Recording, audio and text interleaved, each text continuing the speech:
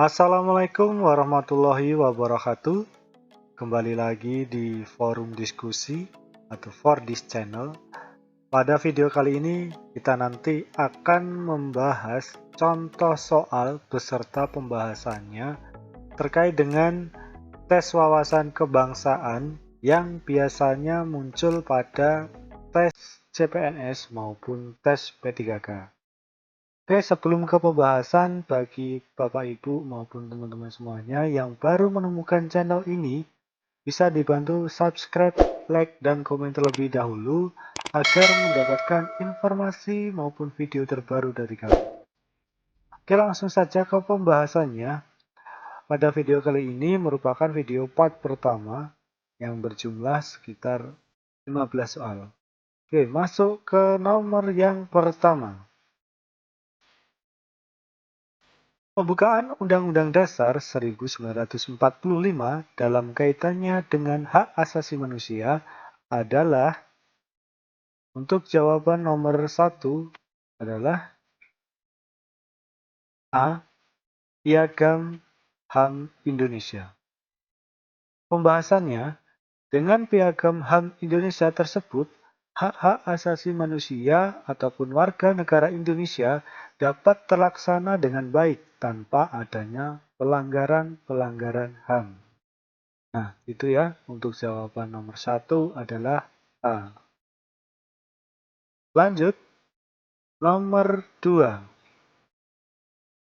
Yang menjadi causal final dari Pancasila adalah,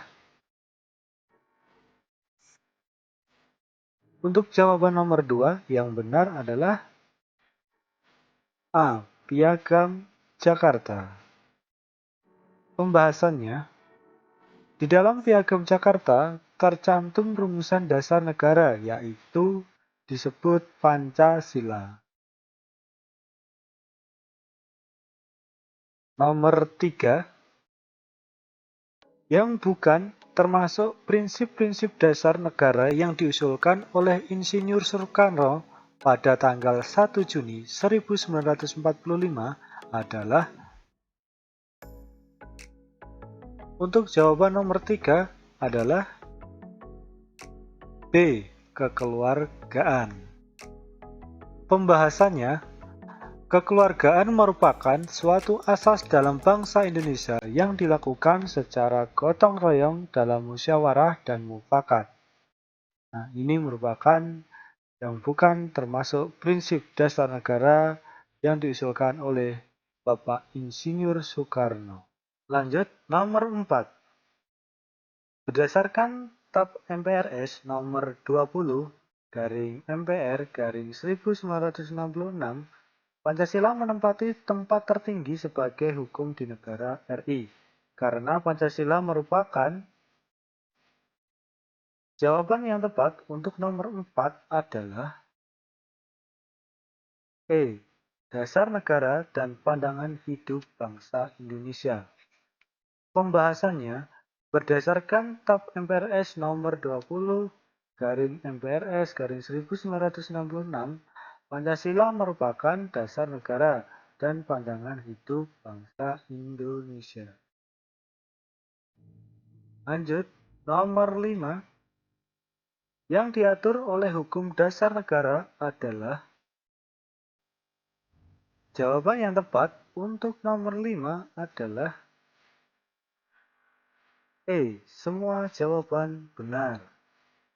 Pembahasannya, hukum dasar negara mengatur susunan organisasi suatu negara, membatasi tugas dan wewenang organ-organ atau badan-badan negara, serta hubungan-hubungan baik vertikal maupun horizontal antar badan-badan negara itu.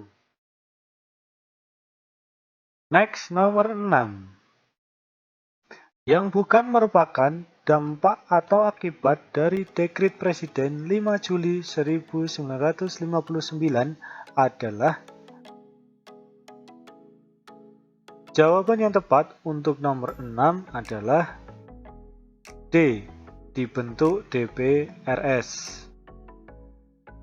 Pembahasannya, dampak Dekrit Presiden 5 Juli 1959 Antara lain yang pertama, Constituents dibubarkan. Kedua, Undang-Undang RI 1950 tidak berlaku. Ketiga, dibentuk DPAS. Keempat, kembalinya Undang-Undang 1945. Nah, ini pertanyaan yang bukan. Jadi jawaban yang tepat adalah D. Dibentuk DPRS. Lanjut, nomor 7. Yang bukan merupakan alat-alat perlengkapan MPR adalah. Jawaban yang tepat untuk nomor 7 adalah C. Pembantu MPR. Pembahasannya, alat-alat perlengkapan MPR yaitu pimpinan MPR, badan pekerja MPR, komisi MPR, dan panitia ad hoc MPR. Jadi jawaban yang tepat adalah C. Pembantu MPR. Lanjut, nomor 8. Menteri-menteri negara adalah pembantu presiden. Hal tersebut diatur dalam Undang-Undang 1945, yaitu. Jawaban untuk nomor 8 adalah C. Pasal 17. Pembahasannya, menteri-menteri negara adalah pembantu presiden. Pernyataan tersebut tercantum dalam Undang-Undang 1945 Pasal 17. Lanjut, nomor 9. Berkenaan dengan perubahan isi dari Undang-Undang 1945, sebenarnya telah diatur oleh TAP MPR nomor sekian tentang. Jawaban yang tepat untuk nomor 9 adalah C.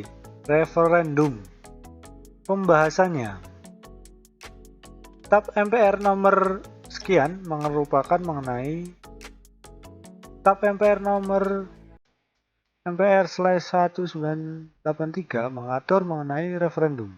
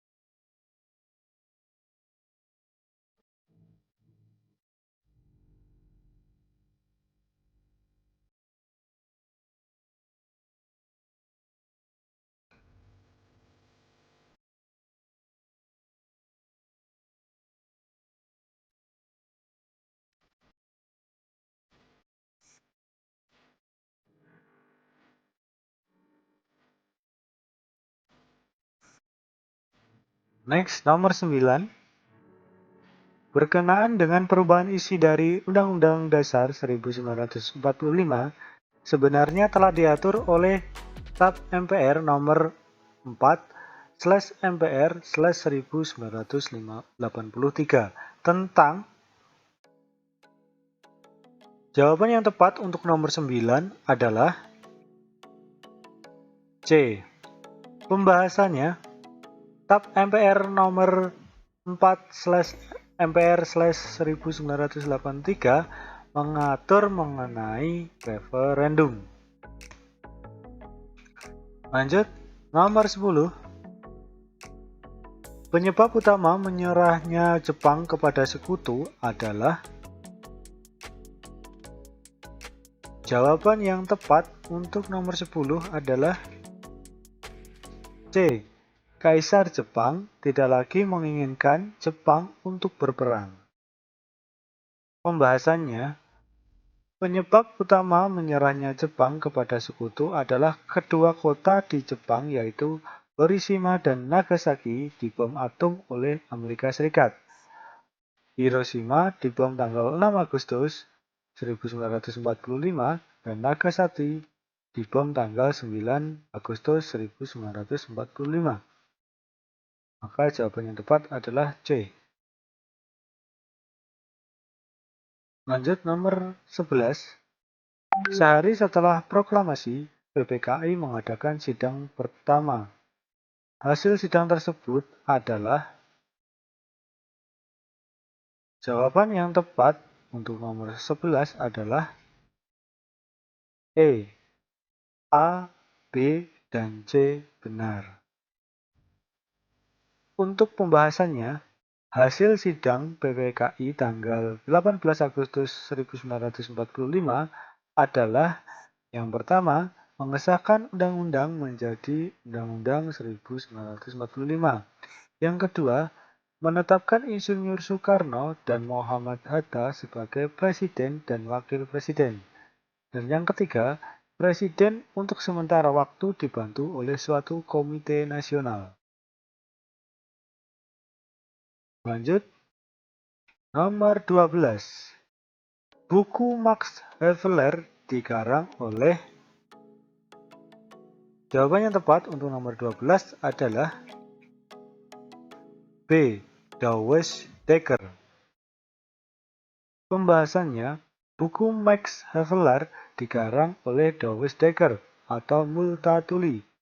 Itu nama samaran.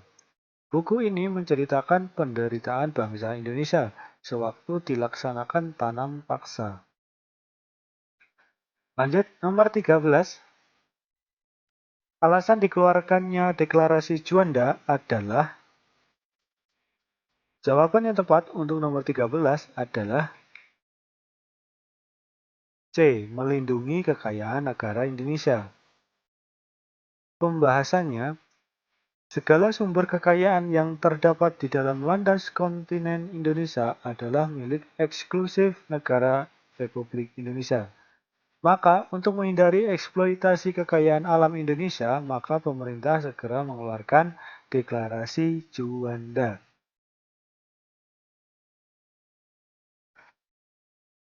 Lanjut, nomor 14.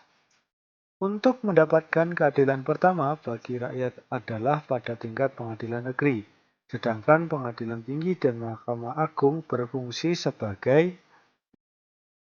Jawaban yang tepat untuk nomor 14 adalah A. Pembahasannya, pengadilan tinggi dan Mahkamah Agung berfungsi sebagai peradilan banding dan kasasi. Next, nomor 15. Mahkamah Agung mempunyai hak untuk menguji terhadap peraturan perundang-undangan yang berlaku, kecuali. Jawaban yang tepat untuk poin 15 adalah D. Peraturan daerah atau Perda.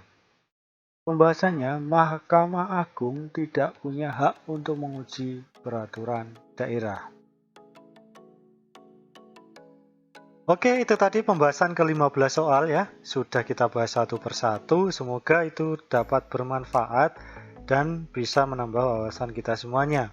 Jangan lupa bagi teman-teman, like terlebih dahulu, subscribe, dan komen agar mendapatkan notifikasi video-video kami selanjutnya tentang pembahasan soal maupun yang lainnya. Oke, terima kasih. Kami akhiri. Wassalamualaikum warahmatullahi wabarakatuh.